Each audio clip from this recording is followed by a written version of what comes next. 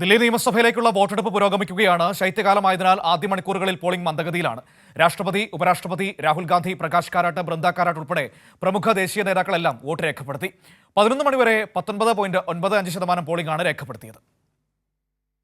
രാജ്യതലസ്ഥാനം ജനവിധി എഴുതുകയാണ്. ചൂടും വാശിയുമേറിയ തെരഞ്ഞെടുപ്പ് പോരാട്ടത്തിന് ശേഷമാണ് ദില്ലി പോളിംഗ് ബൂത്തിലെത്തുന്നത്.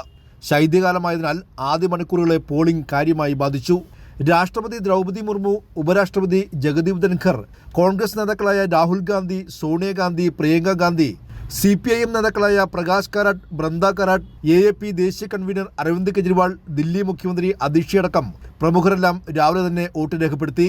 ജനങ്ങൾ തെരഞ്ഞെടുക്കുന്ന സർക്കാരിനെ സ്വതന്ത്രമായി പ്രവർത്തിക്കാൻ കേന്ദ്ര സർക്കാർ അനുവദിക്കാത്തതാണ് ദില്ലിയിലെ പ്രശ്നമെന്ന് പ്രകാശ് കാരാട്ട് പറഞ്ഞു.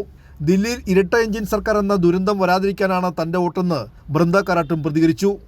Main problem issue is an elected government in Delhi was not allowed to function by the BJP and the central government. So we want to assert that people of Delhi have the right to elect a government, and that government must be allowed to freely function, not being controlled or run by the central government and the BJP. आज मैंने vote दिया है दिल्ली को double engine disaster से बचाने के लिए.